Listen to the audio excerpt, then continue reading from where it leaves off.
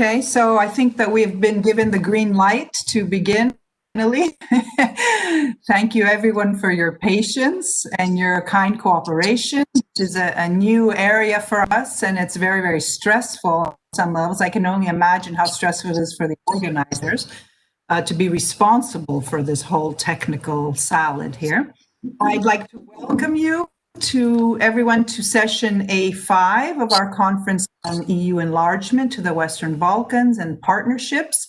And we've been hearing some very state-of-the-art, hot off the press papers these last hours and since yesterday. I really wish I was welcoming you to Athens in person, especially those of you who are not here at the moment, because as we know, the joy of conferences is traveling, meeting people in different places, having a coffee, and talking about the papers. So unfortunately, we have to do it this way, which is really a poor substitute, but what can we do?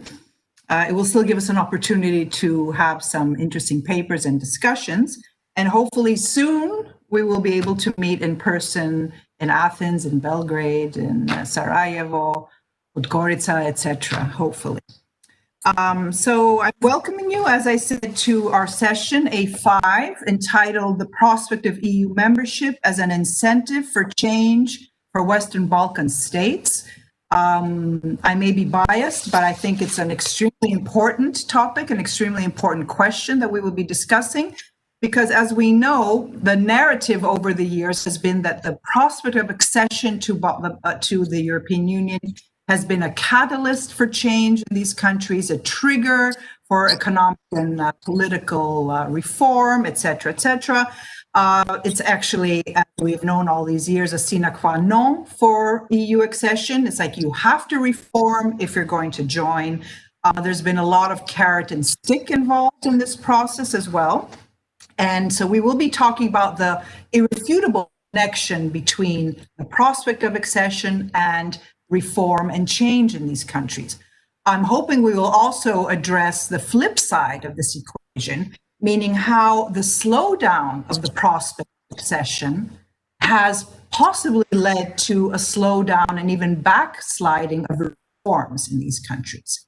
This is a narrative that has been very widely used in these past years, how as the prospect of accession is slipping away or slowing down or slipping away, depending on one's perspective, how this has been used as an excuse maybe by the political elite of these countries to also slow down political and economic reforms as well. And this is a very important issue. And then we come back to this vicious circle of accession is slowed down, reform is slowed down, and accession is even further slowed down. So it's a vicious circle that has developed these past years. And unfortunately, we don't know if it's going to be getting any better, because as we know, the accession process has been marked by a slowdown that is due to these internal challenges and internal problems that the European Union has been facing. Just to name a few: the Greek crisis, the Eurozone crisis, Brexit, the refugee and migration crisis, the rise of Euroscepticism, and so on and so forth. And the jewel in the crown of all this is now the COVID crisis. So all these internal problems are obviously causing further dampening of enthusiasm for enlargement, for accession of these countries. And we are concerned about how this whole slowdown may affect the reform process in these countries, economic and political reform. So this is the topics that we're discussing. I'd like to briefly introduce our panel, our illustrious panel, I'm very happy to say.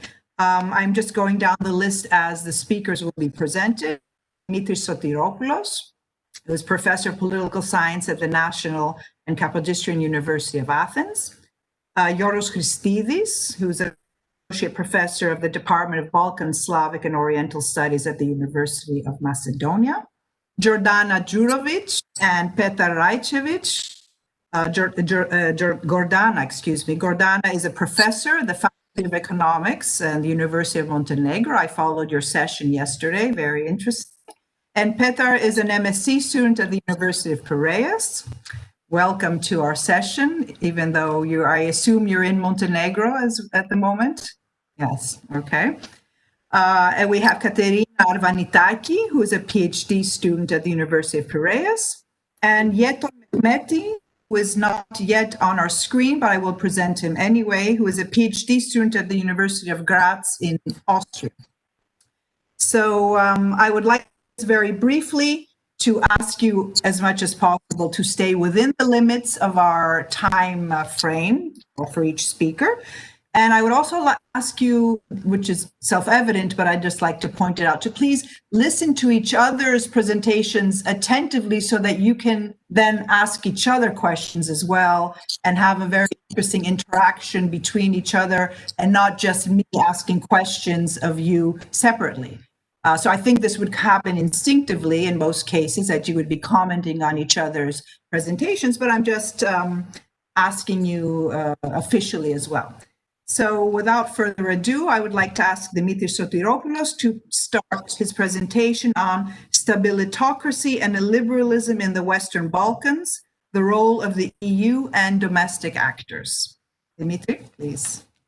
Thank you, Professor Panagiotou. Particularly Professor Nikos Tzifakis and the rest of the organizing committee for this opportunity to talk to you about a topic which is slightly off the first part of the valuable points offered by Professor Panagiotou. While this is not a paper about the prospects of West Balkan countries joining the EU, it is a paper that underlines parts of the vicious circle already underlined by Professor Panagiotou. These parts of the vicious circle refer to the slowdown of reforms and the purposeful strategies which have been adopted by governing elites in order to help construct illiberalism and stabilitocracy in the Western Balkans. I will now try to share the presentation which I have prepared. This is the title and my affiliation. Here is the table of contents. Could someone tell me that you can see what I'm now presenting? Thank you. So after a short theoretical framework, I will present my research. I will give out the conclusion. I will discuss three types of state society structures: populism, clientelism, and corruption, and how they have negatively impacted on democracy. And then I will look at three particular cases: Serbia, Montenegro, and North Macedonia. I will argue that there are many explanations for the rise of illiberalism in the region. However, my own explanation is somewhat detached from the explanations I will present. I will insist that state-society relations of the kind I have already mentioned have been very important in the following fashion. They have created the context within which governing elites have been able to pursue strategies that have slowed down reforms and have helped construct illiberalism and also stabilitocracy as two main characteristics of the political regimes in the region of Western Balkans. We all know that stabilitocracy was a concept coined, I believe, by Pavlovich 4 years ago. And the basic idea is that the European Union, probably also the United States, have backed West Balkan governments in their effort to establish stability, while at the same time, these same foreign actors have helped or at least tolerated such governments with regard to the undermining of democracy. I think that is to an extent true. I do not think that the EU originally wanted West Balkan governments to proceed with stabilitocracy, but they have probably tolerated this. There is an extreme version, at least in my book, on stabilitocracy offered by Mujanovic. He believes that the EU's enlargement agenda is hollow, and the Western Balkan governments have been cemented in power by the West in their efforts to stabilize the region. So I think this view claims something rather not well substantiated by the facts, namely, the view is that the EU has purposefully built illiberal regimes in the region. So, having talked a bit about Stabilitocracy, what is the concept of illiberalism? This is very well known to all of you. However, we must make a conceptual distinction. First, we talk about illiberalism as an ideology. This is very well known and recognizable. There was an anti-liberal theory starting all the way from the theoretical opponents of the French Revolution and then going through the 19th and 20th century. We have seen that there have been strong anti-liberal ideologies, including fascism. However, I think today, to understand what's going on with illiberalism in the Western Balkans, one has to be more pragmatic. This is the second interpretation of the concept of illiberalism that I would like to share with you. And I think this is just understood as a way to prevent competitors from rising to government. And I cite here a short sentence by authors who will now very soon publish a big book on illiberalism, and they claim that while illiberalism is discussed in political and constitutional terms, one should embed illiberalism in society. And to do this, one could take one of the many different approaches to the deterioration of the democracy over the last at least 5 years, not only in our region, but also in other parts of the world. For example, I have summarized in a hopeless manner in 2.5 lines a book which is very well known. This is the book How Democracies Die by Levitsky and Ziblatt. And the main point is that authoritarian leaders have rejected the rules of democratic game up to a point, that is, in order to prevent competitors from rising to government. And they have denied the legitimacy of oppositions in their democracies. They have tolerated violence, and to an extent, they have also curtailed liberties. So my question is, under which structures of state-society relations in which I would like to embed illiberalism do we have the rise of this phenomenon? And here is my conclusion. Stabilitocracy and illiberalism are two sides of the same coin. They are actually engineered from above. Indeed, there are historical legacies of authoritarianism. There are also other background causes of illiberalism, and the EU's stance has not been very helpful. However, there are specific structures of state-society relations, at least 3 of them, clientelism, populism, and corruption, which cause the emergence of illiberalism. And it is in the context of one or more of such state-society structures that we see the more immediate cause of the rise of illiberalism, which are specific strategies of governing elites.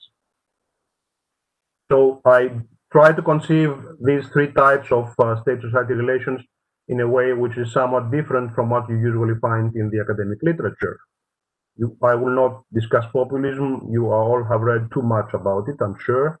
But my main point is that once in government, populists galvanize links with selected social strata in a biased fashion, namely, again, in their drive to push competitors out of the electoral campaign. Clientelism is usually understood as a mode of political participation, and in the context of this presentation, the most important point is that clientelism offers a linkage between citizens and the state through the exchange of votes for favors. As for corruption, while this is clearly correctly defined as misuse of public office for private gain, in this presentation, I would like to stress that we need to look at networks. These link businesses to top officials, but also individual citizens to public sector employees. Populism is sometimes hailed as a way to make democracy better. I think that's not exactly true. Populism, as you all know, may be destructive for liberalism. It basically adopts a concept of majoritarian democracy. Thus, there is a risk for circumscribing human rights and the rights of minorities. While populism pretends to represent the interests of the economically poor, in fact, after it rises to power, it does not necessarily pursue pro-labor policies. And certainly, populism in power upsets checks and balances in democracies. Clientelism also may be negative, may have a negative impact on democracy. Clearly, it undermines the principle of equality before the law, and it creates enclaves of political exclusion. Clearly, again, those who are not supporters of the governing party are excluded from access to public sector jobs and sometimes also other transfers, including welfare benefits. Above all, I think clientelism depresses the legitimacy of liberal democracy and helps spread cynicism and mistrust towards democracy. One should not take too much time talking about corruption. Corruption clearly impacts negatively democracy because it reduces public organizations to some tools for private gain. It offloads decision-making on invisible circuits of power, generalizes suspicion, and clearly also turns citizens' rights into favors. These are favors selectively distributed to them in a corrupt fashion. It leads to unjustifiable disempowerment of people. My three cases are again very well known. You know the basic developments in North Macedonia over the last few years. Until 2017, illiberalism reigned supreme in that country. In Montenegro, there is a longer history of illiberalism. Certainly over the last 10 years, the changes which occurred after the elections of August 2020 may be a turning point. As for Serbia, since 2012, we have a purposefully constructed regime of illiberalism. How is this being constructed? By bending the rules of democratic game. Just look at the second half of this transparency. Illiberal governments manipulate the electoral law, sidestep the parliament, control the judiciary, neutralize independent regulatory authorities, exert a full control on the public administration, certainly exert a full control over the state media, but also to a large extent over the private media. And last but not least, they exert pressure on NGOs which are critical to the government. The next three slides are slides which offer quantitative data showing how democracy has not fared well in Macedonia, Serbia, and Montenegro compared to Hungary and Poland. This is the familiar graphs which one can construct by using Freedom House data. They go up to 2017, showing that there is a steady, unsatisfactory performance of democracy. The World Bank has an interesting indicator, voice and accountability, and you see how the performance of the three democracies I'm interested, it declines over time. And here is again the familiar CPI, the Corruption Perception Index. All these indicators, of course, can be doubted, but if one looks at these indicators over a time period, not just 1 year, one can at least say that indeed illiberalism is visible. There are now several explanations trying to explain why we have illiberalism. Social cleavages and culture explanation says that we have a segmented society. We have a very large influence of the Christian Orthodox religion or other dogmas of the Christian church or the Islamic religion. And these are, to an extent, suppressing liberal democracy. Some say that we should look at past histories of favoritism and legacies of circumventing the law, and very long-term legacies of not trusting institutions already, of course, before 1989, but also after transition to democracy. That is possibly true, but one should think of other European societies in which religion plays a major role, in which there are also ethnic cleavages and ethnic tensions. This is why I would not support this explanation for the rise of illiberalism. How about political party systems? Again, we have in the Western Balkans the situation of very strong parties, some of which stay in power for a very long time. Indeed, also, the cases I'm studying, for example, Serbia, are cases in which the parliamentary opposition has been very much divided. And there are in our region other cleavages, not the typical left versus right cleavage, which may be overriding such traditional cleavages of left and right in liberal democracies. Yet again, I would submit to you that such phenomena of political party domination or ethnic cleavages exist in other democracies in the beginning of the 21st century. Is the economy and the bad shape of the economy the cause of the construction of liberalism? Yes, one should accept that the type of capitalism we have in the Balkans may be called a wild kind of capitalism. You are all familiar of the capturing of whole policy sectors by government-friendly businessmen, and also of the inability of labor unions to press for changes in labor market and other kinds of legislation. And I have some examples where we have cases of capturing of business sectors in North Macedonia, on the Montenegrin coast, and the construction and media sectors in Serbia. However, democracy may not have backslided, or illiberalism may not have risen exactly because the economy is the key to our problem. I would suggest that capitalism may be very, very wild in other regions of the world, and this does not bring up the kind of illiberalism we see in our region, but also in Eastern Europe as well. So I would suggest that we have populism, clientelism, and corruption as stronger explanations of the phenomenon of the rise of illiberalism. Populism, as I mentioned, is associated with particular treatment of institutions. Clientelism has been very systematic in the region, and corruption has been rampant.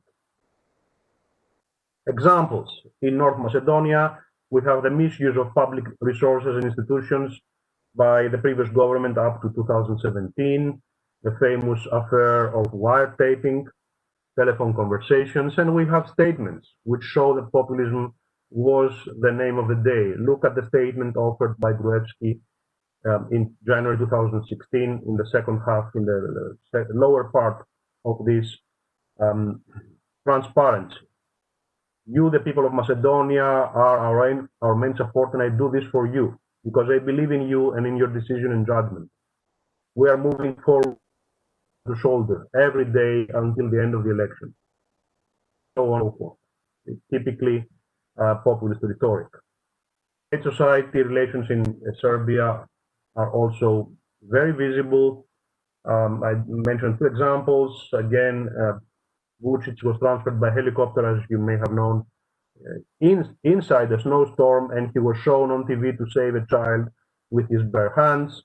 And he also commented in a speech to his fellow party members in a congress of the SNS party, and he said that I am the first who comes to my office and the last who leaves. I know no vacations, no going out and chit-chatting with a drink. But I absolutely support those people. He means people who spend time drinking instead of working.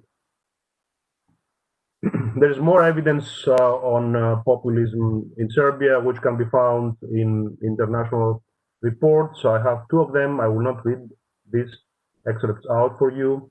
They are very frequent. The case of clientelism, we have in the regimes of Vucic and Gruevski an inner circle. This is formed by younger businessmen and some old businessmen and associates of these leaders who became businessmen overnight. So on an interview I conducted several years ago, basically people talked to me about new redistribution of the by now scarce wealth. Members of the SNS party have enriched themselves. And then we have in textbooks like the famous textbook by Cohen and Lambie, explanations of the spoil system, but we also have patronage not only at the top echelons of the elites, but at the bottom, by which I mean the lower echelons of public bureaucracy. Again, I need not expand on this. Corruption is the third type of state-society relations, except for the policy capture by private interests. One should understand that we have a situation in which there is policy capture by government officials, and they act in their own favor because they also sometimes wear two hats. One is as government officials, the other is as businessmen. I think many people would recognize the business interests of Djurovic in what I'm saying to you now. There are also international reports on corruption in North Macedonia until the change of government, and also in Montenegro. And also the case of Serbia reported in various international reports. So let me compare the three cases. In North Macedonia, one could say that we primarily have corruption and populism, also to an extent clientelism, as types of state-society relations. In Serbia, primarily populism and clientelism, but also corruption. In Montenegro, clientelism and corruption, but not necessarily populism, as we know, populism may have been much more visible in the parties of the opposition. So I'm saying that you cannot find all three types of state-society relations in the same time in all three cases. And in all three cases, and this is my main point, of course, illiberalism has been affected through government strategies. These are very well known to students of other East European democracies, for example, Hungary and Poland.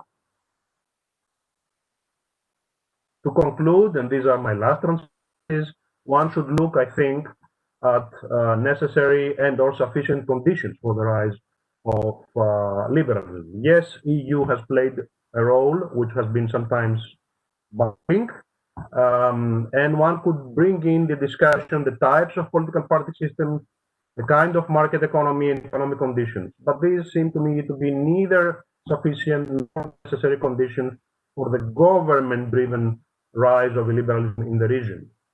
So sufficient conditions in my argument are state-society relations, the three types I mentioned. These three types of state-society relations has served to legitimize those governments which practice illiberalism. It would have been impossible for illiberalism to be so strong in the region without support from below, from society. However, illiberalism may rise without all three types of state-society relations being present in the same time. The government-driven rise of illiberalism is better explained, I believe, by analyzing these long-lasting varieties of state-society relations. These are populism, clientelism, and corruption. It is within and through such varieties that governments have sought to build and consolidate their basis of power. One or more of the three varieties of state-society relations may serve to legitimize the government's use of strategies and to achieve a re-election despite damages which they have inflicted on democracy. So why I insist on this? I insist on this because structures of state-society relations may be a missing link.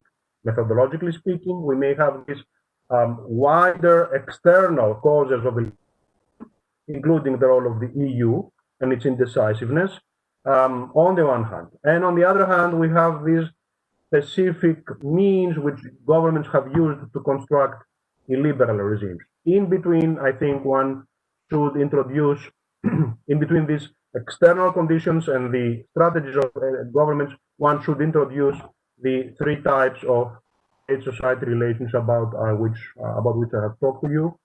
These are necessary conditions for government-driven illiberalism to occur. Illiberalism cannot occur without the strategies, but these strategies are just the means, not the causes of illiberalism. Thank you for your attention. Thank you very much, Dimitri. Yes, if you close your PowerPoint, exactly, so that the next speaker will be able to. Very, very interesting take on illiberalism and the connection with the EU policy towards the region, which is not very often criticized on that level. I found very interesting and very helpful the theoretical framework, which is based in the literature, as you pointed out, the key literature takes here. And of course, the term stabilitocracy, stabilitocratia, as you said, which is very, very much a definition that we need to keep in mind, indicating how the EU is seen as trading democracy or sacrificing democracy for stability in the region, and is actually in bed, so to speak, with some of these autocratic tendencies just for the sake of keeping stability. And that is very dangerous as well. And I've heard this being referred to in other presentations since yesterday as well. And I found very helpful the definitions of the terms and the nuances and the differences between clientelism and corruption, because we tend to bag them all together, which is not necessarily true, or is definitely not true.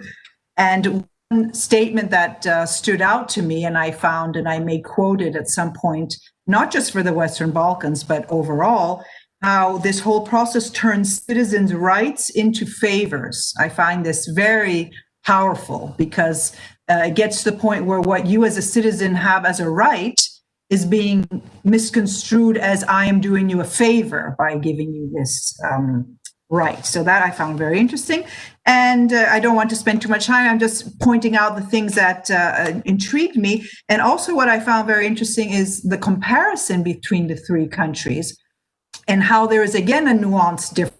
In the case, for example, of Serbia, maybe populism is more important as opposed to North Macedonia, where corruption may be more important, because we do tend to back all the countries together and say the Western Balkans have a problem with corruption, etc. And we fail to weigh the differences, which is also very interesting and very important. And finally, the alternative explanations to the rise of illiberalism are very interesting and very important, because it's not enough to just keep saying, oh, it's because the process is slowing down, and that the enlargement process, and that's why they have turned to liberalism. That's a very simplified version and should not be espoused. It's also not enough to just say, oh, it's the socioeconomic conditions and it's West capitalism, because it's not only that either. It's more or less like a synergy of all the above, plus populism, corruption, clientelism, and the overall rise of illiberalism, I suppose. And one must look at the roots of the perfect expression that you use again, state-society relations. So we will be coming back to you, of course, when we have our questions and our discussion. Thank you very much, Dimitri. I'd like to move now to the second speaker, Yorgos Christidis, who will be talking, I introduced him before, from the University of Macedonia, EU accession process in the Western Balkans and the position of the Roma, EU policy and responses by the Western Balkan countries. Yorgos, the floor is yours. Unfortunately, we don't have a camera. As you said, there's a problem. We will be focusing even harder on hearing your discussion. Thank you, Ritsa. Can you hear me? Clear?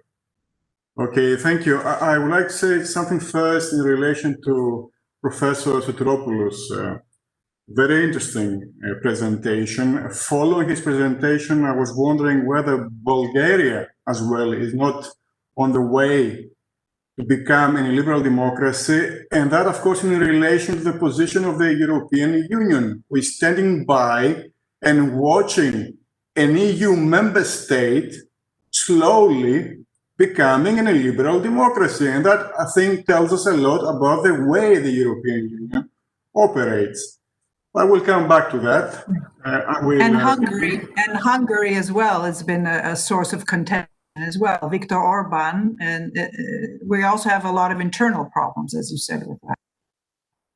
Yes, exactly. I'm not so much familiar with Hungary, but I know Bulgaria, so I have an opinion on Bulgaria. So moving on to my topic, first of all, I would also like to express my thanks to the organizers of the conference. I would like to begin with a couple of introductory remarks. The sheer size of the Roma population in Europe and the magnitude of the social marginalization has attracted growing public attention, forcing Brussels to develop, during the last 20 years, a distinct Roma policy. And secondly, Roma is in fact a political term used as an umbrella name for all members of the various communities such as Sindhi, Kale, Gypsies, Egyptians, Askali, or even travelers. Its usage in public discourse underlines a strong tendency to treat the diverse Roma community as a largely homogeneous group, overshadowing the various appellations preferred by the individual groups and subgroups of the Roma community. Now, beginning with a short profile of the Roma in the Western Balkans. Roma exist everywhere in the Western Balkans and are legally recognized as a minority, a legacy at large of the socialist period. Official estimates of their numbers tend to underrepresent them and are usually disputed by international organizations and NGOs. To give you 3 examples. In Albania, the 2011 census recorded around 11,000 Roma, while unofficial estimates put them at around 115,000. In North Macedonia, the 2002 census registered around 53,000 Roma. However, national and international organizations estimated a range from 80 to 134,000 Roma. While in Serbia, where the biggest community of Roma in the Western Balkans lives, the 2011 census registered around 147,000 Roma, while various estimates put the number of Roma between 250 and 500,000. Roma in the Western Balkans suffer from growing impoverishment and marginalization on every major area, from unemployment and housing to education. Statistics concerning Roma in the Western Balkans are quite grim. Roma, for example, have the highest unemployment and long-term unemployment rates everywhere in the region. In Albania, over 56% of economically active working-age Roma are unemployed. In Bosnia-Herzegovina, Roma unemployment rate stood in 2019 at 56%. Kosovo has one of the highest rates of Roma informal work in the region. In Montenegro, the employment rate among Roma and Egyptians was only 15% in 2017. In North Macedonia, the unemployment rate of Roma stood in 2019 at 49%, and in Serbia, the unemployment rate for Roma men was 36% and for Roma women 45%. Concerning housing conditions, an increasingly large number of Roma live in illegally constructed houses in poor conditions with limited access to public services, as many Roma settlements are not included in existing urban plans. Concerning education, since 1990, there has been a deterioration of the anyway low educational attainment of the Roma. Although throughout the region there is compulsory education, enrollment of Roma children is problematic. Their dropout rates are high, especially for Roma girls, while completion rates are low. Segregation of Roma kids in school is existing and is a problem, while everywhere in the region there is an extremely low number of Roma attending higher education. In addition, the Roma face a number of other socio-economic problems, such as growing dependency on social assistance, disruption of family ties, growing isolation of the residents of segregated neighborhoods, and deterioration of the social organization in Roma neighborhoods.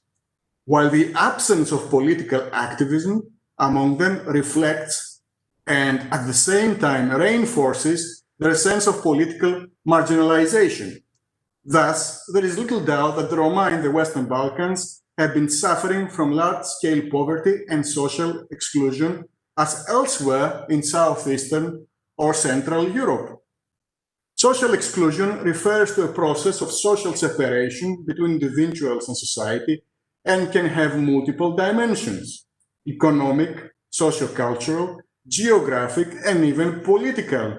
In economic exclusion, individuals cannot participate in market activity, including employment, access to credit, and land.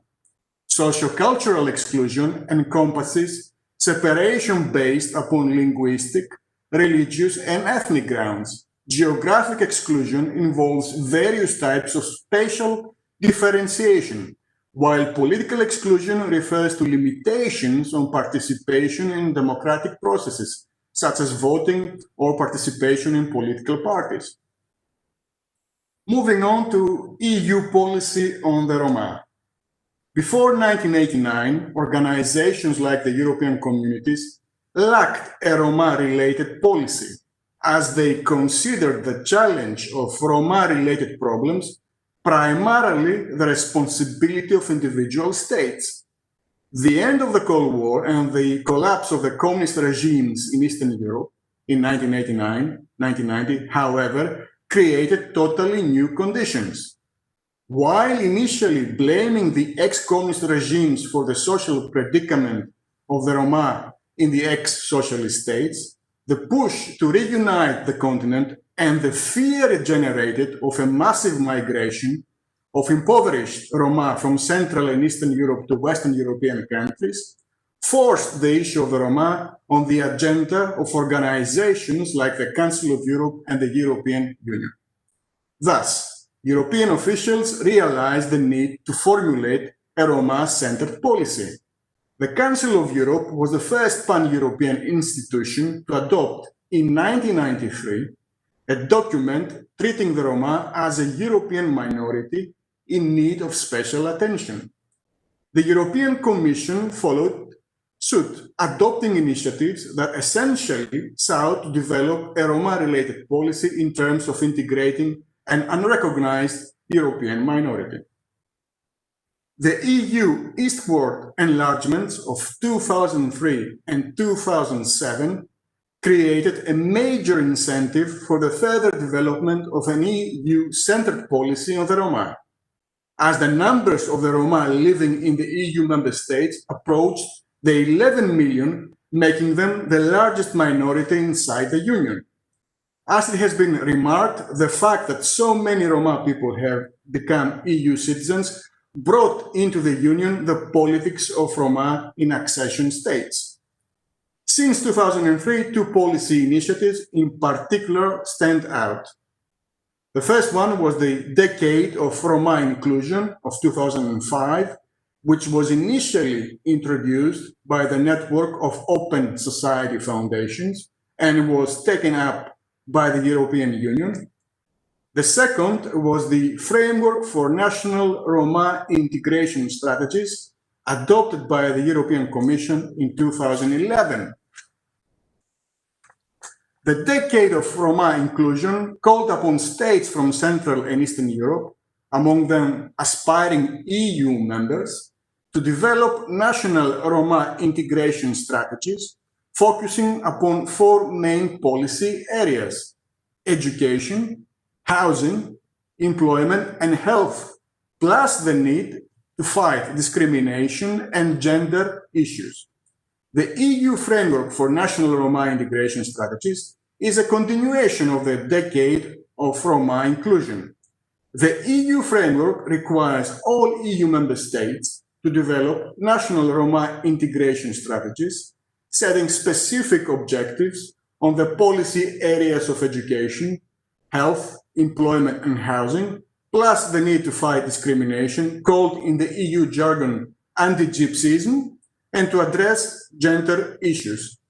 The 2011 framework aims, quote, to make a tangible difference to the lives of Roma by subjecting them to broader and more detailed examination, monitoring, and evaluation than ever before.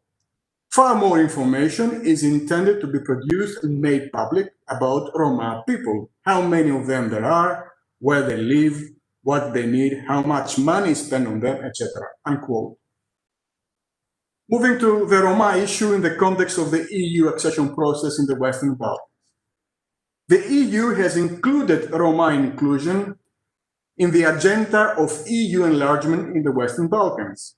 The issue of Roma marginalization was first mentioned in the EU enlargement strategy of 2010-2011. By the 2014-2015 enlargement strategy, the tone had changed significantly, as the European Commission underlined that, quote, there is a need to better protect the rights of persons belonging to minorities and to tackle discrimination, unquote, admitting that the treatment of minorities continue to be a problem in the region. For the first time, the Commission rendered a number of issues that should be addressed by the aspiring member states, such as, quote, the use of minority languages, access to education, and minorities' political representation, unquote, while it pointed out the necessity, quote, Roma inclusion to become a national priority backed by strong political wills at all levels, unquote. The treatment of the Roma in candidate and potential candidate countries from the Western Balkans is continuously addressed by the Commission, not only in the annual progress reports on the integration of the Roma community, but also in the progress reports for each country. Concluding, how effective has EU policy been in promoting Roma inclusion and fighting marginalization in the Western Balkans? Criticism upon wider European Roma policies developed since the mid-1990s has been varied, challenging the main assumption of EU policies, i.e., that it does promote Roma inclusion. An issue that has been pointed out repeatedly is that despite the good intentions of the European Union, there is a lack of proper implementation of the various programs and measures announced. That certainly affects anti-discrimination legislation, for example. The legal framework exists. However, national and local authorities fail to enforce it. Lack of implementation can also be observed among the Western Balkan countries, where, according to a UN report, quote, despite the recommendations of the European Commission, the candidate and potential candidate countries have not taken any serious steps to improve the situation of the Roma community, unquote. State institutions of the Western Balkan countries propose and adopt policies and laws that promote in principle social inclusion and equal rights. However, these policies and laws are not implemented due to the lack of human and financial resources and lack of coordination. A second problem that every program and policy promoting Roma inclusion faces, and by extension EU policy on the issue, is lack of public support. This is something noticed not only in the Western Balkans, but elsewhere in the region and in the European Union. Lack of public support, or more accurately, public indifference or even hostility towards programs promoting Roma inclusion, undermine political willingness to push forward with national policies assisting the Roma, i.e., the problem of proper finance and implementation of policies, plus the unwillingness to take any extra measures. There are extensive negative stereotypes affecting Roma communities that hamper public policy making and implementation. Brussels should consider promoting greater public awareness about the issues involving Roma marginalization.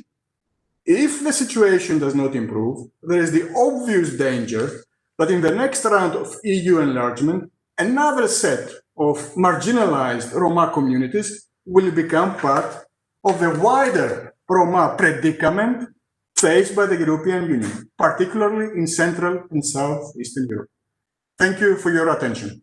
Thank you very much, Yorgos, for this very interesting and very comprehensive presentation about a very important topic. And as you mentioned, it is the question of the Roma is addressed in all the annual reports and with a specificity for each candidate country. So it is considered a very important issue. And thank you for highlighting the problems and challenges faced by these communities, the grim statistics across the board, as you said, especially employment, health, access to healthcare, education, political marginalization. These are all extremely important issues that are keeping these communities from moving forward. And also, I found very interesting your overview of the progress that the EU institutions have been making or not making, as the case may be, over the years, and especially the two initiatives that you mentioned, the Roma inclusion and the framework for national Roma integration strategy, very interesting. But the bottom line is, as you said, lack of implementation of these policies. We can keep coming out with policies, but if they're not implemented, if they're not embraced by leadership and grassroots level, we will not be making much progress on this front. And there is a lack of public support, not only in the Western Balkans, also in the current EU member states as well. So thank you very much. This is a very important and very interesting topic. And we can move now to our third paper. Gordana, Djurovic, and Petar Raicevic from Montenegro and from University of Piraeus, at the University of Montenegro and University of Piraeus. And the paper that they will be presenting is the EC Revised Accession Talks Methodology and Lessons Learned from Montenegro and Serbia. So it's also a very current topic, and we will be looking forward to hearing your paper. Gordana, please. Thank you, Ritsa. Thank you for all presentations and for this nice opportunity, of course, for the first to talk on this conference. We are all learning about this environment on virtual conferences, but do hope that our presentation will be also a small contribution for the overall debate. Our topic is new methodology. As you know, it is something what is presented few months before, and in the course of all challenges what we have in this year, this was the first one, of course, positive in comparison with COVID-19. But we, all of us, expect a lot with this new methodology, as always, with kind of control of expectation. It was still something new, and we were very curious to understand deeper what does it mean, because they promised that it will be in the Commission report in autumn developed in detail. So in the meantime, what was our case? To read between the lines and, of course, to survive in these new economic and health conditions. So we have a small presentation, and I will now also switch to this shared link to follow my further discussion with the presentation. So this is just a title, and I will continue further just shortly to remind all of us how huge, how big region we are. For the first, we are the only internal European region, so our economic perspective is sure, at least from the Zagreb summit 2 decades before, and Thessaloniki later. So population before 10 years it was 10%, 10 million more. Now it is 1 million more. Now it is just 17.8 million of population in comparison with Union. Area is what is our contribution is less than 5% of European area, and our GDP is the smallest category in this short comparison, because we are only 0.72% of GDP of the European Union. So how to manage our region is not really an economic issue in comparison with the GDP, but it is a geopolitical issue, and of course somehow logically it is key foreign strategic priority. Where we, after 20 years of difference between two Zagreb summits from 2000 to 2020, Madam Europe is not so satisfied, but we are even more disappointed with dynamic. As you can see, all countries in the region are still on their own paths. Only Croatia succeeded to complete it. And we are 33/3, which means that we have all chapters open, 3 closed. Serbia is 18/2. And Macedonia, North Macedonia and Albania are very close to open it, to hope, before the end of this year, because they already present their negotiating position in June. And of course, Bosnia and Kosovo as somehow quite lower with the dynamic. Bosnia is still has a battle with this 14 priorities, and Kosovo did not submit any kind of application, still fighting for visa liberalization. So main issue, rule of law, economic governance, public administration reform, and utilization of pre-accession assistance. It is the same for all, but each country has their separate challenges. What about comics? We can always make a break. So our dynamic definitely is totally disappointed story after golden era of enlargement till 2004 and 2007. Lessons from Turkey, definitely one big lesson is there are no shortcuts. Each time when you like to avoid some important part of reforms, then it is returned back to you as much bigger problem. China, Russia, Western world, so we are somehow really between all those impacts, and there are a lot of different messages and, of course, nice packages of investment support, but something which follow that is, of course, a gradual raising of political impact. So it is something what we do not like with the investment of with package of investments, and of course some new messages from Bulgaria and Romania with this verification coordination mechanism after 12 years of membership is also something what is disappointing, and Albania and North Macedonia, probably they are very confused with all these messages. What about our economies? Not so good, but Montenegro, my country, and Petar's country, unfortunately, is with the worsened scenario. New dates from World Bank few days before made our countries as minus 12.4 because of the services and tourism, and Albania is closer in that negative trend with 8.4. Others are better because they have higher industrial sectors, and it is more stable for these COVID-19 problems. Tourism is definitely with the very small result this year. It is almost 80% less than it was in previous period. Employment, high level of public debt, reducing of net FDI inflows, and the huge currency deficit. So there are a lot of economic challenges at the same time. Montenegro is half of the GDP per capita in European average, but still it is quite low. Others are even much lower. What we have with new methodology, just shortly. As you know, my country accepted that methodology. It was kind of a very nice political message in May from our side, and it was welcomed by Commission and the EU itself. Serbia requested additional clarification because they are not at the same position as Montenegro.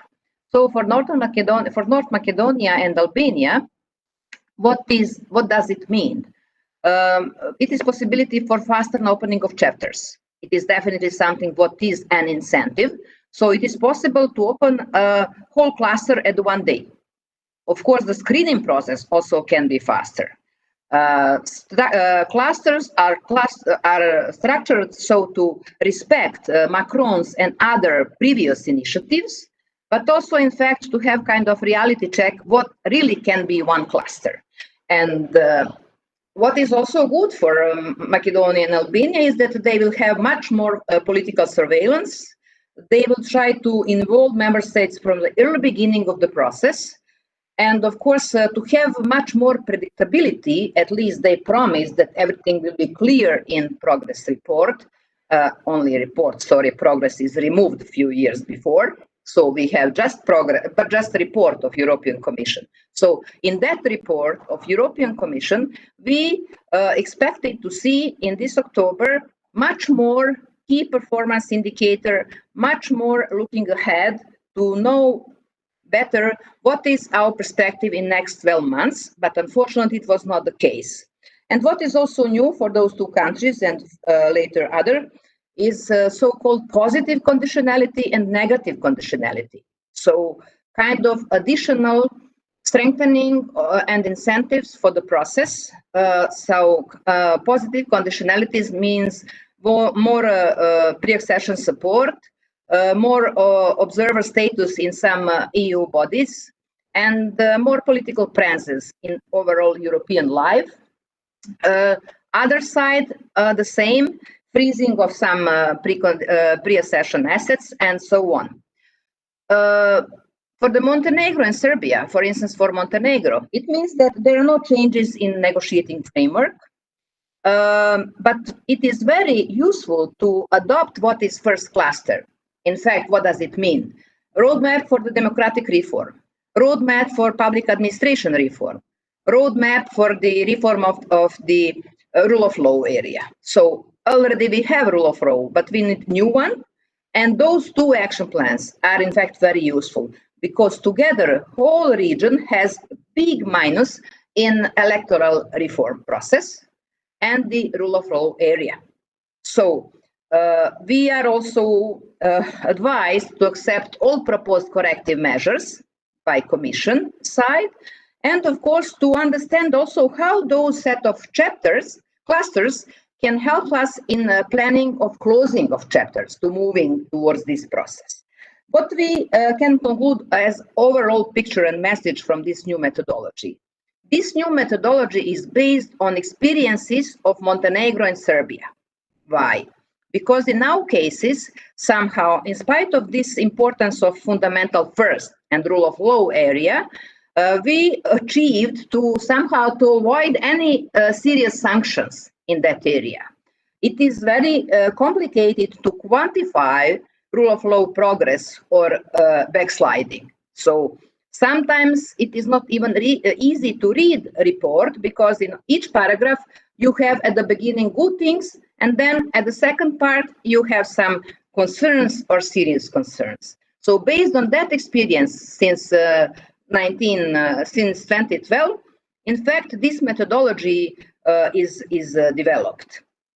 On this slide, you can see, I will not explain it in detail, but with the intention, I put this fundamental first as a last pillar, and then other clusters, internal competitiveness, green agenda, agriculture, and external relation. Montenegro opened all chapters, and with this black box, it is 18 chapters of Serbia also opened. So it is quite logical that they ask for additional clarification for them. What does it mean following the clusters? Because they have different open chapters from different clusters. And now what is the big challenge for our region in comparison with Croatia and Macedonia and Bulgaria and Romania is that competition policy, very sensitive area of state aid, now is in the second cluster.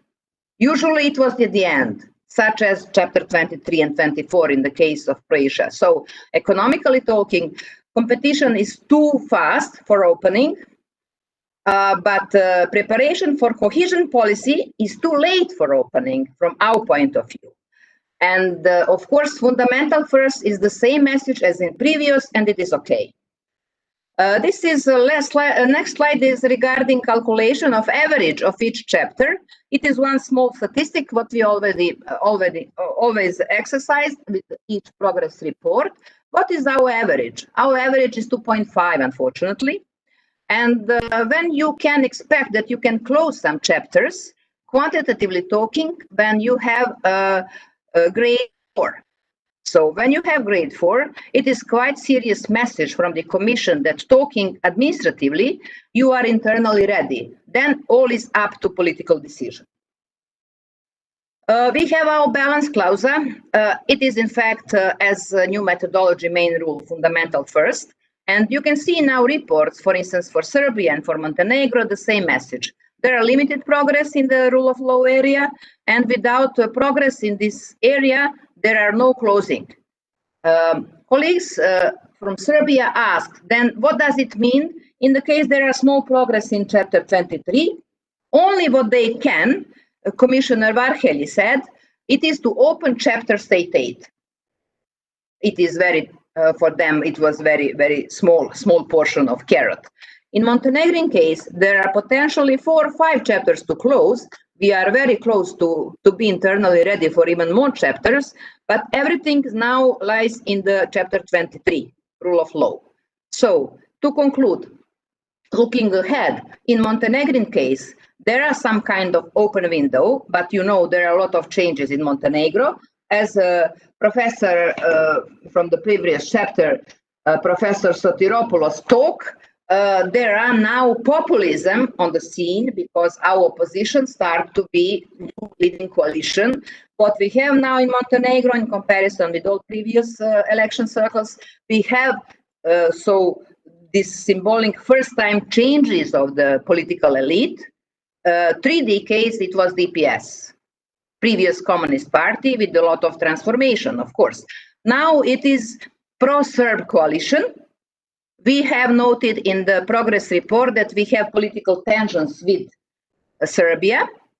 There are new wording of creation of Serb space or Serbs countries in the region. It looks like 90s. It is not something what is promising towards stability of the region. So it is directly linked to ethnic problems in all other countries, and it is not good. Now our opposition are in process in creation of new government. Now they won on the election in August, and we will see. So 1.5 months of nice talking. Everything is European, democratic, and nice, but now we will see. Enough talking, now we are waiting for acting. And of course, we will allow them 100 days to start to criticize them. There are a lot of challenges. Economy is very problematic. Health conditions are still quite problematic, and there are a lot of challenges for them. So with new methodology, what I try shortly to present here, it is not possible to have some radical changes. There are no magic. Of course, we know what are homework. Fundamentals first remains the main principle. I am in favor for talking about economy. I have no fear regarding ex-Yugoslavia integration or something regional without European perspective. I think it is for the benefit of all. I'm not against more economy and more trade, which means more investment. EU promised money for that. We keep that as our strategic foreign policy priority. And on Sofia summit next month, do hope that with this new regional economic plan and this conformity of all governments, we will have some kind of symbolic regional progress in all of these processes. So I am for the European Union. I am an optimist.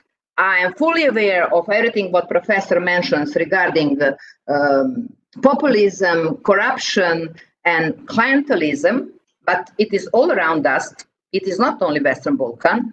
It is not something what we discover. And I think that we need to fight with that together.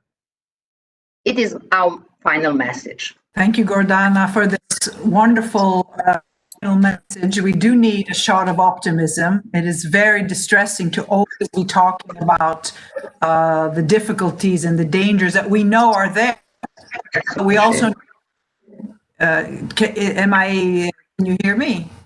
Yes, Gordana, yes, can you close your page so that... I try.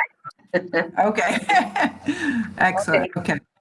Yes, and thank you for not just the note of optimism on which you ended, which is so important, but also for giving a very clear mapping out of this new, the key points of this new methodology that we've been hearing about since March, essentially, right?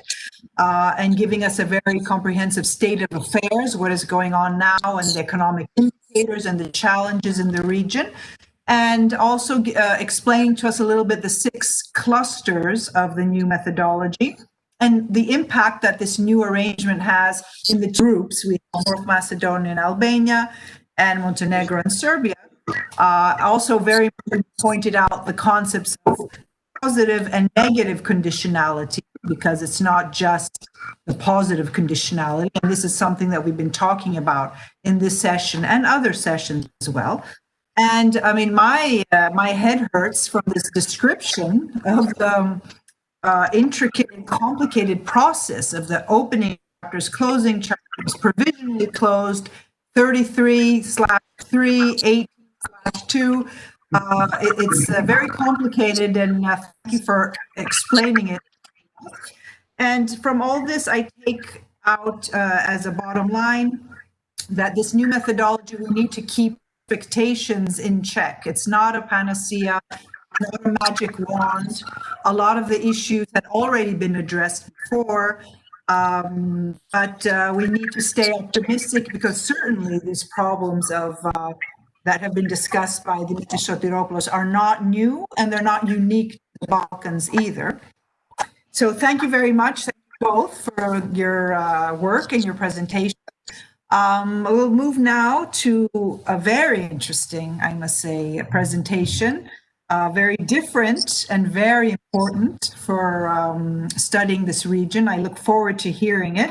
Aikaterini Arvanitaki. The presentation is on the European Commission's cultural programs in the Western Balkans, and it promises to be a very interesting presentation, and so important, because there's only so much we can only be hearing about negative things and economic things. It's also important to hear a little bit more about culture and how it can be a bridge. Okay, so Katerina. Thank you for the opportunity to present this presentation for the European Commission programs in the Western Balkans. I'm starting to sharing my presentation PowerPoint. Okay, today, so I will present you the programs of the European Commission in the Western Balkans.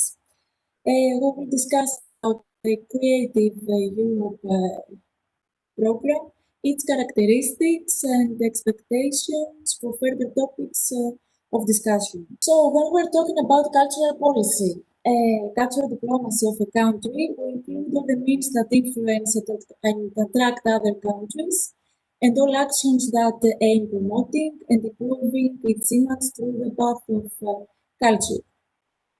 Cultural standards may become a proposal for culture with a universal scope, either through the promotion of cultural achievements of the past or through contemporary artistic cultural creativity as an evolution of cultural environment. According to the political scientist Joseph Nye, power is divided into hard and soft power.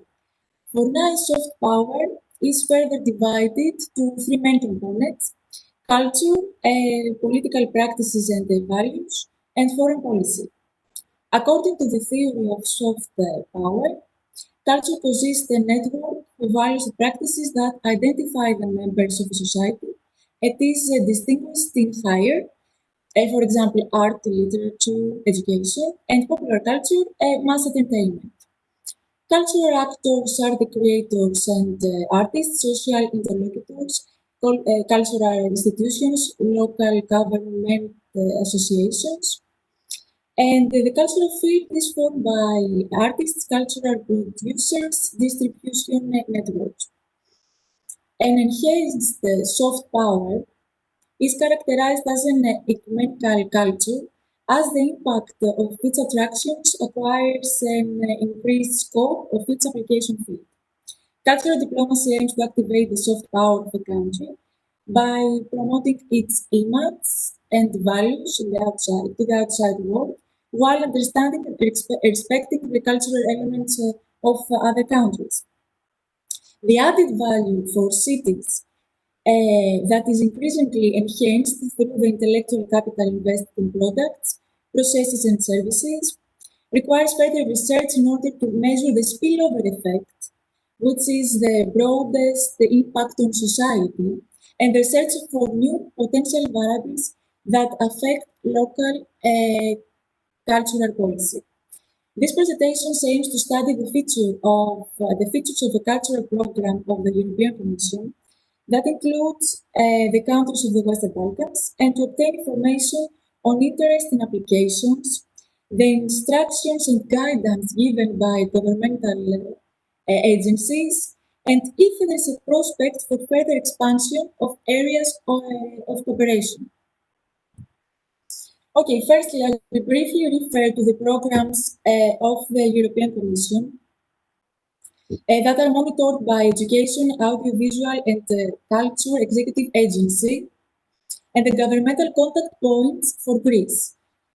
Firstly, the Creative Europe program has two categories. The first is the cultural sector. Here, the contact point for cultural sector is Ministry of Culture, and media sector. The contact point here is Greek Cinema Center. Another program that includes the participations of citizens is Europe for Citizens. Contact point is Ministry of Interior. The Horizon 2020 contact point is General Secretariat for Research and Technology, and the program Erasmus Plus. Here responsible is the National Scholarship Foundation.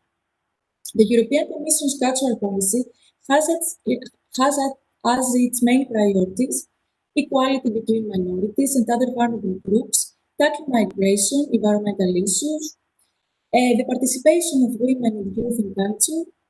In addition, it focuses on strengthening the participation of smaller organizations by encouraging local cooperation, intercultural dialogue, and development. The Creative Europe program funds transnational cooperation projects in order to help European and other cultural organizations work together across borders. Main targets of the program are the encouragement of professionals in the field of culture and audiovisual media, the protection and promotion of linguistic diversity, the chance of creating new audiences in order to succeed in intercultural dynamic. Examples of transnational collaboration projects are cross-border exchanges of works of art through lending, international tours and exhibitions, as well as co-productions, joint tours and performances by cultural organizations from different countries. So, which actions are supported? The actions funded should be the framework of a project, as the operating costs of an organization are not funded, should be in line with the achievement of the objectives and priorities of the program, as well as contribute to transnational cooperation, and be characterized by innovation, creativity, and have a European dimension. Participating countries of transnational cooperation project are the 27 EU member states, candidate states, Serbia, Montenegro, Northern Macedonia, potential candidate countries, Albania, Bosnia and Herzegovina, Norway and Iceland, Georgia, Moldova, Ukraine, Armenia, Tunisia, and Kosovo. Let's talk briefly about the program Bridging Culture and Audiovisual Content Through Digital. This call supports cross-sectoral collaborations between the cultural, creative, and audiovisual sectors using innovative technologies. What actions are supported? Actions that promote new forms of creation between different branches of culture and creativity, with an emphasis on synergies between the audiovisual sectors, new technologies, and virtual reality. Which countries are participating? The same countries as I have said before. I would like to add here the Article 8 of the Regulation Number 1295, year 2015. I'm telling you this right now because I would like to point out that the Creative Europe program in this article stipulates that countries other than EU member states may participate in the program. So this is the beginning 2013 for these states. This participation is subject to the conditions referred to the same article. So what is the level of European funding? The minimum 300,000 euros per project, which can correspond up to 60% of the total eligible costs of the proposal. The announcement was published at the beginning of January 2020, expired on May. The maximum duration of the project is 18 months. January 2021 begins and it will be concluded June 2022. I would like to point out here that the selection of the proposed projects is made by experts of the European Commission on the basis of specific criteria available to interested parties. Relevant approval from the Ministry of Culture, which I repeat is the contact point here in Greece, is not required, and the detailed evaluation is sent out highlighting the weaknesses of the proposal in order to justify the result and give the knowledge needed for the next proposal. Let's have a look at program cultural cooperation project in the Western Balkans. The main target of this program is strengthening good neighborly relations and reconciliation in the Western Balkans through cultural cooperation and co-creation. Further goals of the program are cultural cross-border cooperation in the region of the Western Balkans and EU states, and strengthening the competitiveness of the cultural and creative sectors in the wider West Balkans. In particular, this invitation aims to increase the skills of industry actors in their operation at transnational and international level, as well as stimulate the transnational circulation of cultural works and industry professionals by strengthening intercultural dialogue between artists, cultural institutions, and their audiences. So, what are the corporate eligibility criteria? In order to be selected, the corporation must consist of at least 5 organizations in total, excluding purely audiovisual. The above must be organizations or associations active in the creative and cultural fields, national councils active in the above field, or public bodies at local, regional, or central level dealing with the cultural and the creative sectors. The corporate scene must include at least 2 organizations in at least 2 different accession countries of the Western Balkans, Albania, Bosnia and Herzegovina, Kosovo, Montenegro, Northern Macedonia, and Serbia, and at least 2 organizations, coordinators, or partners in 2 different EU member states. Actions are considered eligible in case of aiming at effectively achieving the priorities and objectives of the call, and belonging to the fields, of course, of culture and creativity. So, let's see some facts. The percentage of the European subsidy is 85% of the total amount, with a minimum of 300,000 euros and a maximum of 500,000 euros. This invitation ended March to 2020. I think it was a little bit delayed. I think it was in April due to COVID period. The European Commission has received a record number of almost 350 applications for cultural cooperation between the member states and the Western Balkans. The European Commission has selected 30 projects out of 350 applications for cultural cooperation between EU member states and the Western Balkans. We see here 13 projects are selected, and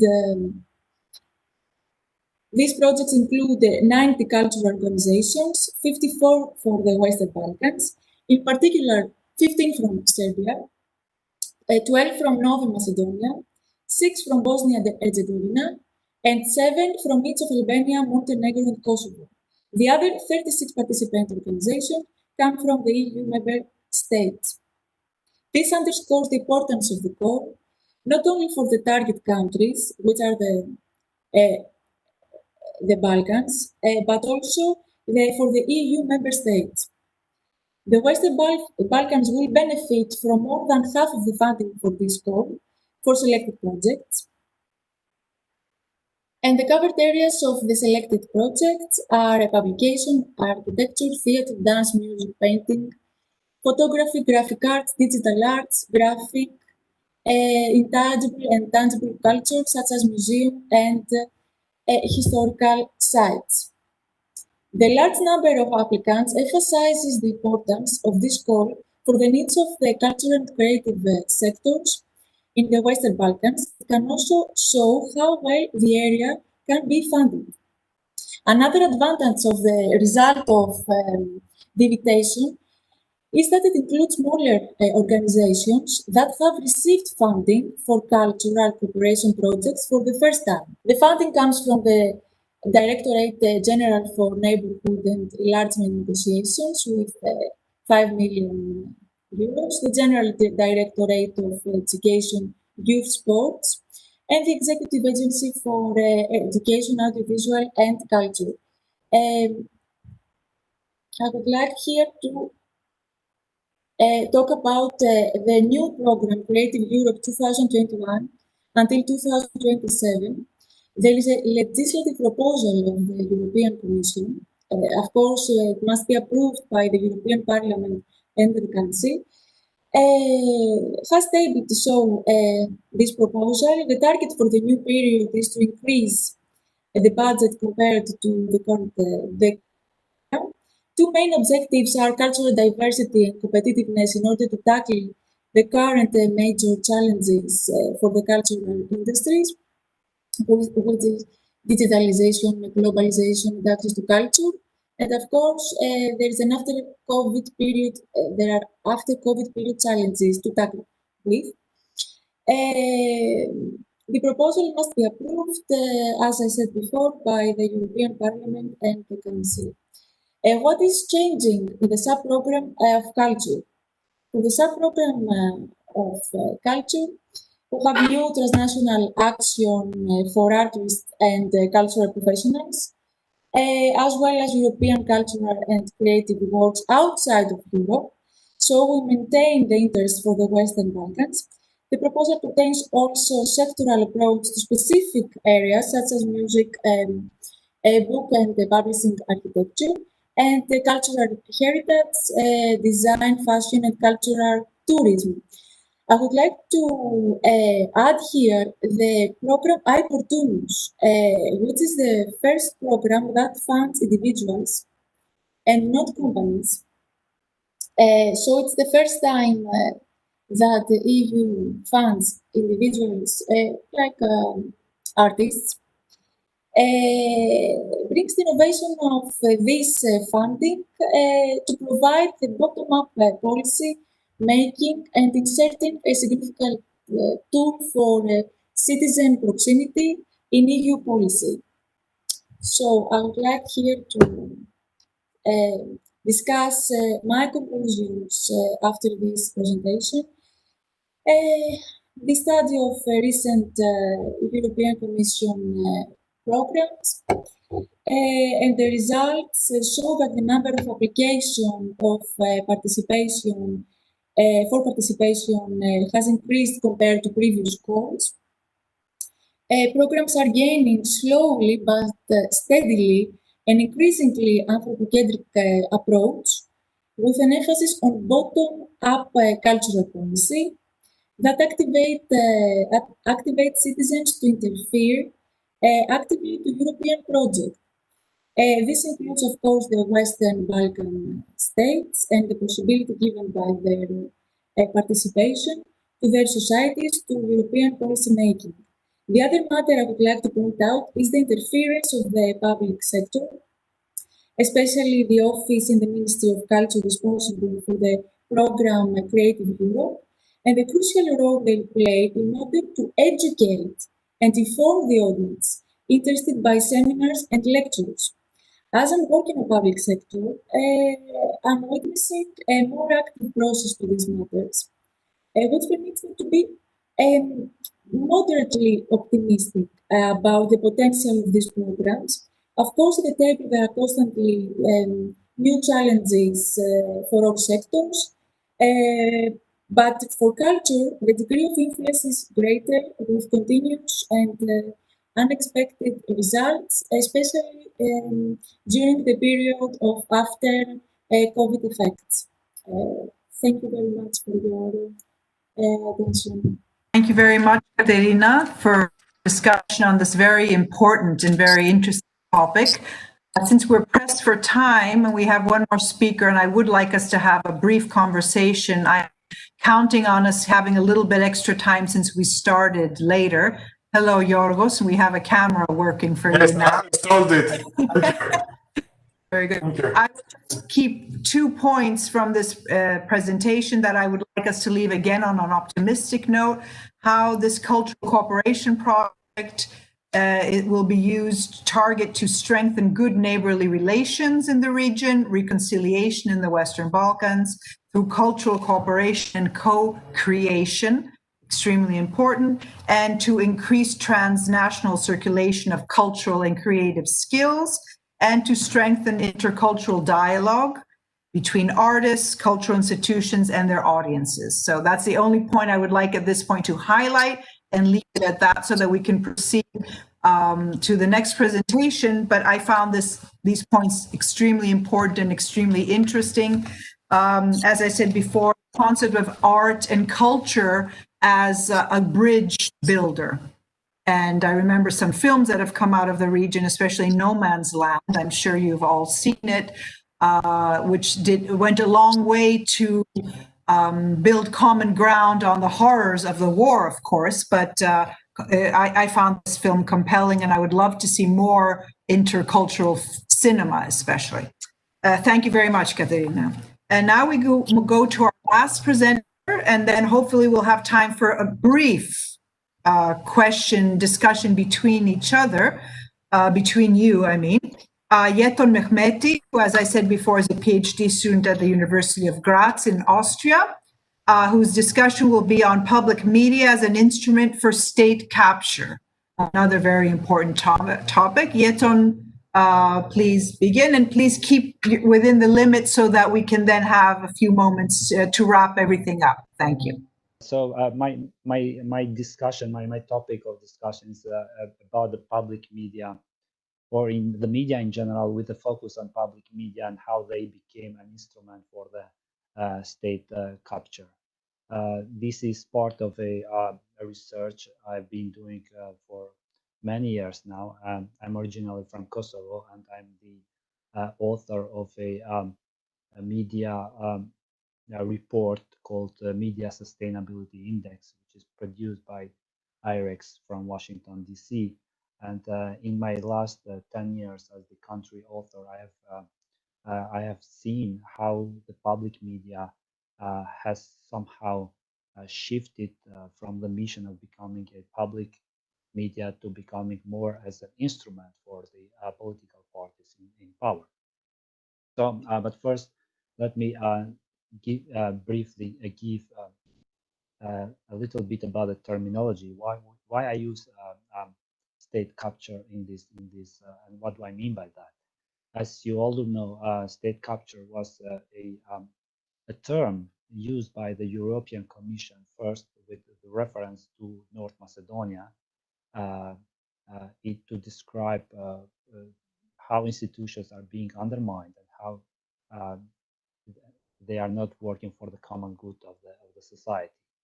And later on, in 2018, the European Commission somehow extended the concept to include the whole Western Balkan region, meaning all countries of the region, by saying that these countries show clear elements of state capture. By this definition, we would like to imply that this element of state capture is somehow present in the whole Western Balkan countries. There are a few definitions on what does it mean, but a simplified one that I would like to use is that state capture is the control of the state resources for the main purpose to benefit a small elite who are in control of the state.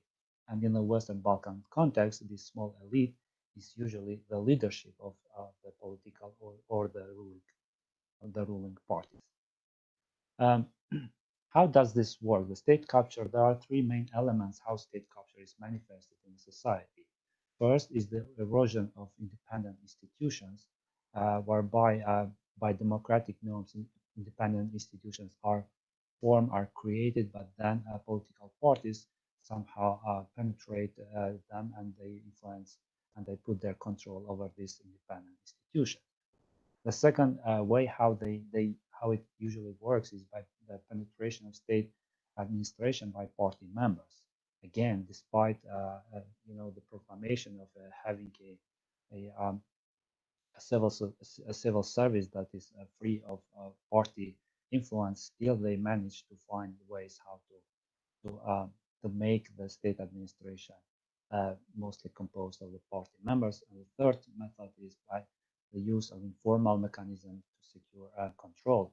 And this usually comes because of the huge unemployment that is present in the Western Balkan region. So this way they somehow manage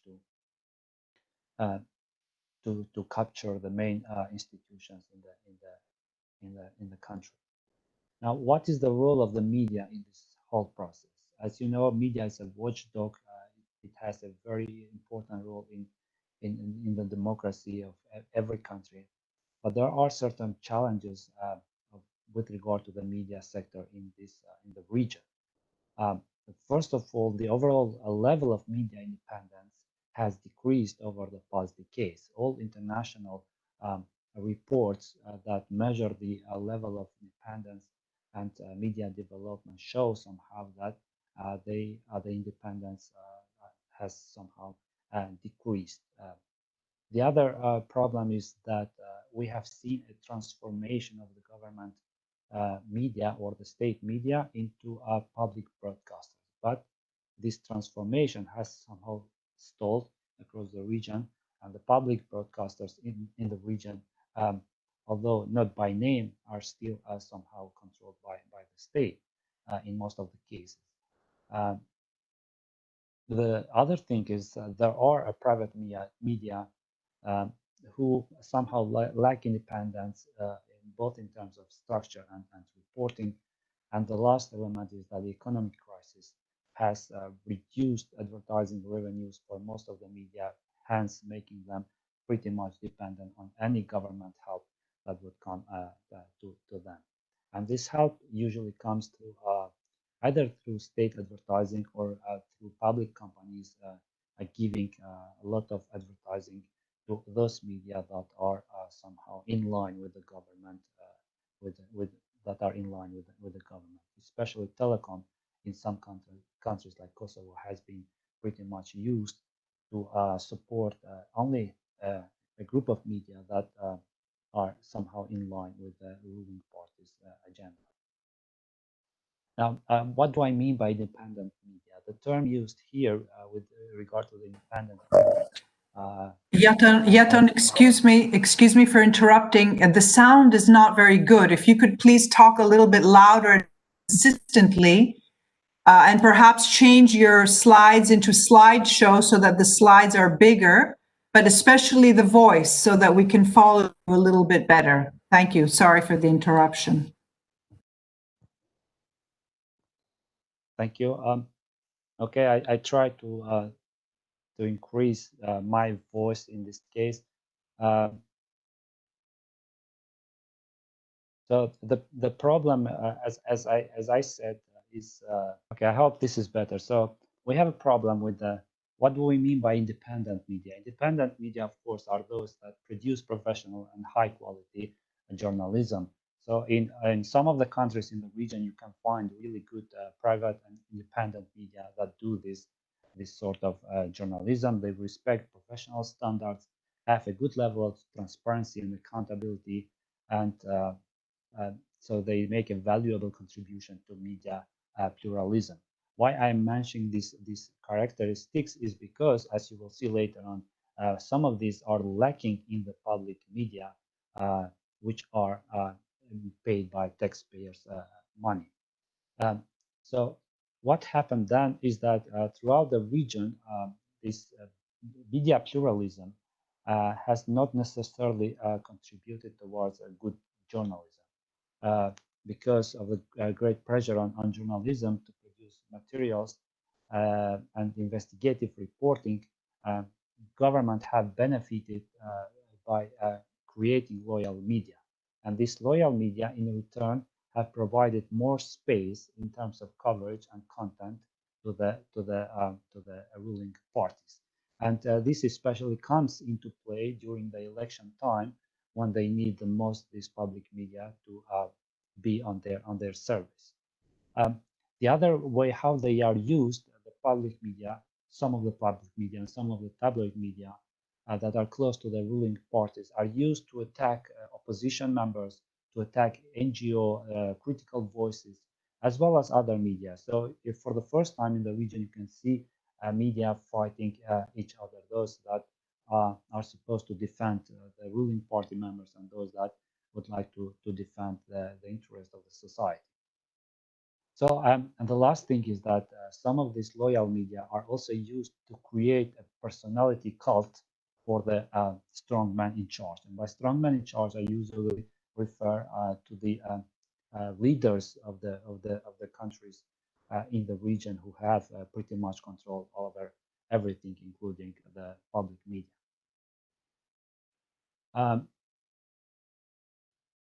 Of course, the government has been giving money to certain funding certain media, but this funding is somehow marked with the lack of credible criteria and transparency in the process of awarding fund.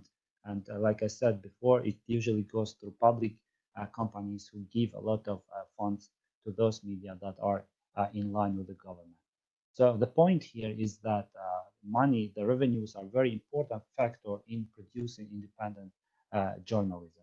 And here is a table that shows that advertising revenues in the across the region are not very high. For example, in Kosovo, a country with 1.8 million people, the whole advertising revenues for 2018 do not go more than 10 million euro per year.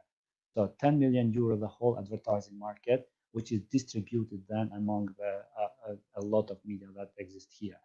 What I'm trying to say here is that the public media in Kosovo has annual budget of 12 million euro, which is more than the entire advertising revenues for the rest of the media in Kosovo. So the public media has this advantage of money compared to other media. Television is very much the main dominant medium across the Western Balkan region. That's why perhaps you see that politicians go after the main televisions to have certain control over them, especially the government has this tendency to put under control the public television. And now I just want to give you a brief case study of the Kosovo public television, which was the radio television of Kosovo, which was established right after the war in 1999 with the help of the international community, especially the OSCE and the European Broadcasters Union. Now they wanted to create this public media that would serve the public interest and would be free of any interference from the government or the politicians.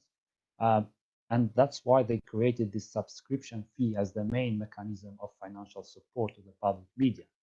For 10 years, it was the people who contributed, who paid to electricity bills to fund the public media in Kosovo. But in 2010, this everything changed, and from then, the subscription fee was no longer the instrument, and from 2010, the public medium is financed directly from the state budget. So every year, the Parliament of Kosovo decides the budget and for the public media, and this goes roughly to around 12 million euro per year. And despite the change of many governments, the public media has somehow been very much dependent on the money from politicians and the will of the politicians.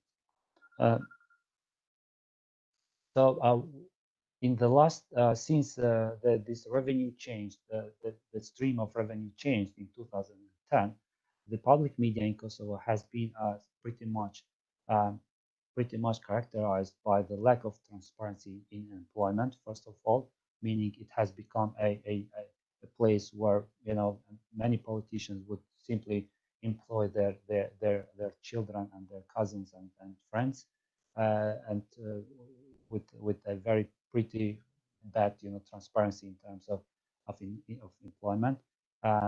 It has a huge financial debt. If you look at their financial financial in terms of financial debt. It has been increasing over the year. Lack of investigative reporting is pretty much something that we see in the public media. You can rarely see them producing any sort of critical and very deep investigative story about the parties in power. And another characteristic is that it is being governed by a board of directors that are appointed by the politicians, and pretty much they do not have big control over the management. So overall, a lot of international reports have criticized the public media.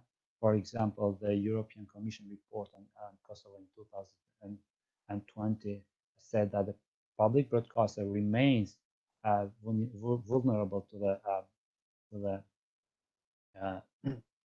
the influence of political parties. As long as it remains state-funded, it will jeopardize its independence. In 2019, when we had the central elections, there was this EU election observation mission in Kosovo who observed the election, and at the end they concluded in their report that the public medium offered, despite offering largely balanced coverage of contestants on its broadcast channels, it nevertheless showed a biased coverage on its news website and Facebook page in favor of the Democratic Party of Kosovo, which is a ruling party since Kosovo's declaration of independence.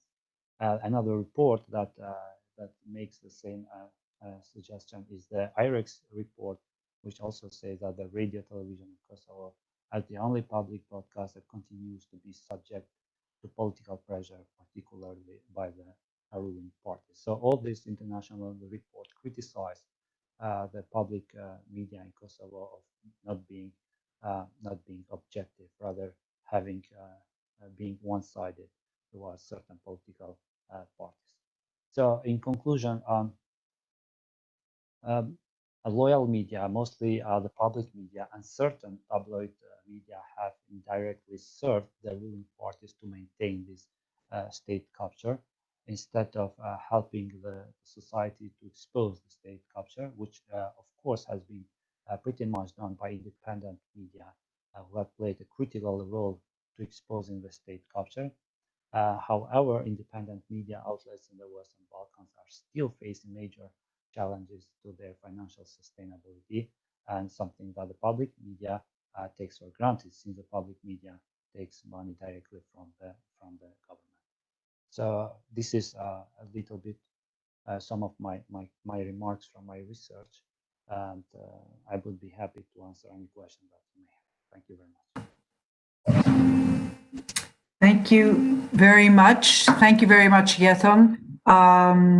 For the sake of brevity, I will be able to highlight what I consider very interesting and important points. Suffice it to say that the topic of media and state capture is definitely not unique to the Balkans. We see it more and more in all of Western world. The whole concept of state capture presented in the media, the loyal media, as you said, the tabloid media, all these play a very destructive role at this point in the whole functioning of civil society. So unfortunately, we don't have time to discuss this a little bit more, but it may come. I would like now to propose, thank you again. Obviously, we have gone beyond the deadline that we had, but this is because, as we said, and I'm on the record as having said that, we started later. So somebody's insisting on trying to call me. I would like now to wrap everything up, just a few, since then we have another starting at 2. A few minutes, I would like to invite somebody from the panel to make a counter comment on something that intrigued him or her from the presentations, or to wrap things up. Instead of me wrapping things up, I would invite one of you to wrap things up, highlighting some of the key points of our panel. Do I have any volunteers or do I have to pick? Oh, Dimitris, thank you very much. So I will mute myself and pass the baton to Dimitris and then Gordana. Yes. Just please keep it brief since unfortunately our time is not very unlimited, unfortunately. Thank you, Dimitri. Yes, I will be very if you can hear me. Yes, probably you can. And I will, of course, give the floor to Gordana. You will give the Gordana. I think we'll have a very nice, deep discussion. First of all, let me say that, of course, my points were not only relevant to the three countries I mentioned. Professor Christidis mentioned also Bulgaria as a possible candidate for the kind of research I have started conducting, and Professor Djurovic implied necessarily and justifiably that other countries may be on the same track. This is why in my presentation I had also some data on Hungary and Poland, which I did not present. That said, I'm curious regarding the presentation by Professor Djurovic and Mr. Raicevic. Do we have any changes with new government policies towards the pending issues of rule of law in Montenegro after the change of government? Is there any visible, not only rhetorical, but also practical shift in the way, for example, the public administration is run or the state media is managed by the new government? And the same question as I was going to get on, there was a very unstable coalition in power for some time now in Kosovo. Did the passing of Vendevedosje from power change at all the treatment of the public broadcaster? And finally, if I may ask another last question to Professor Christidis, you are saying that there are many obvious problems, including stereotypes, that do not allow the implementation of public policies flowing from Brussels to our region. But that means that stereotypes exist only in our region, or would you say that there is perhaps a, let's say, hidden type of stereotypes also in the source of these policies in Brussels? Stereotypes, say, friendly towards the Roma. Do we have any evidence on this, or it's just my imagination? Thank you. Would you like to answer and also make you, and then Yetan and then Yorgos and anyone else who might want to? Thank you. Okay, then I will summarize maybe what is interesting for our audience to share with you our impressions about new coalition. It is something what is really new in Montenegro after 3 decades. But president of state is still from DPS, and we are now in the process of establishing new government. So as I mentioned, now we are waiting for acting. Still they have time for that. They have 2 months, I think. And it is a pro-Serb coalition. Montenegro is strongly divided between Orthodox community. It is our historical problem. I think Serbs are not endangered in Montenegro. Montenegrins are somebody who is now in problem. And it will be very interesting to follow because their rhetoric today, after winning on the election, is much, much pro-European and very nice and democratic in comparison with previous before the elections.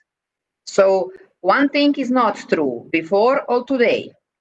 Now they promote it as everything is nice, all of us will cooperate. But okay, we will taste it soon because we will have election legislation reform on the agenda first, and we will have this judicial reform again. Because thanks to Europe, we changed our constitution, and now it looks much, much worse than it was before. So not each advice is good for the country. You need to taste it alone and to decide because you, at the end of the day, you are responsible for the democratic reform in the country. So I always think that we need to reconsider each European suggestion. This one regarding model of changes judiciary was wrong, if I may say, because if we need to change something now in judiciary, we need 2/3 majority. Such as for the referenda or for changes of constitution itself. It is too high and it is not easy to achieve. So we are entering in one very, very challenging period. But for us, what is important? To have monitoring of our European friends and not to allow scenario before 30 years. Montenegro needs to be supported these months. It is my message. Thank you, Gordana. Thank you very much. Yorgos, could you please wrap up as quickly as possible, since there's another session that will be standing by to take its place. Thank you. Okay, going again straight to the question by Professor Sotiropoulos. I think Roma policy is a very distinctive area in the sense that if you ask public opinion in any of the candidate states whether they agree with insistence on fighting corruption, for example, or introducing state of law, there's a huge majority in favor. But when it comes to support, especially with budgetary resources, programs advocating Roma inclusion, I think public opinion is indifferent, to say the least. So in that sense, there is a unique problem that Brussels faces in order to push forward with policies promoting Roma inclusion. Stereotypes exist. There's a lot of criticism also on the side of Brussels on the way it formulates policy on the Roma and the way it implements. Brussels, to say last, that has attempted to use, for example, a lot of the NGO sector on the area in order to push forward with programs advocating Roma inclusion. Now, this has raised a lot of really questions to what extent this is done to the benefit of the Roma, to what extent the Roma themselves participate in the designs of programs affecting them. So it's a huge debate. And last, I think there is no other community inside the European Union that suffers so much from negative stereotypes. To put it in one word, in many states, the dominant view concerning Roma is that they're, allow me the expression, social parasites. Thank you.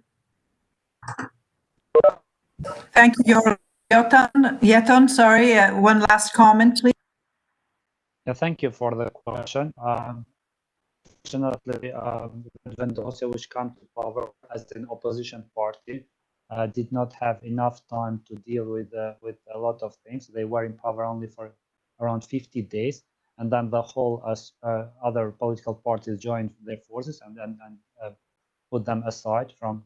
So, but when they started their governance, they went after some of the public institutions, public companies, where we know that a lot of nepotism and corruption has been going on, but they did not have ample time to deal with the radio television of Kosovo. But what is clear is that the European Commission report for the last 8 years says that public funding of the television is jeopardizing its editorial and independence. So the message is clear. You have to change the way it is funded and make it a public medium for the people, meaning the people can finance it. But of course, the political parties in power, they do not have the will to change the law, since somehow they have this mutual understanding that I pay you, you do me favors. So unfortunately, this is the situation, and the public medium is going towards being a very much politically influenced. Thank you. Thank you very much, Yeton. Katerina, would you like a final statement to wrap up your contribution? We sign off.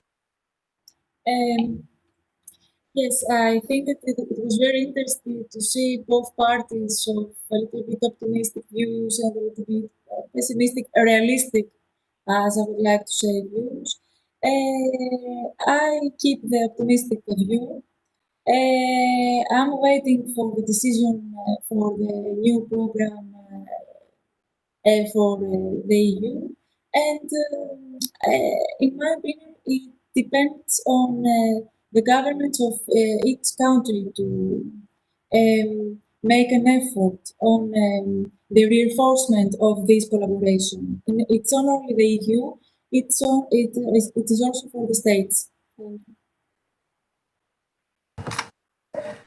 Thank you very much. Now, normally we would be continuing this conversation at lunch because it is lunchtime now. But sadly, we will just turn off our microphones and go on our own to eat something before the next session that is in a few minutes.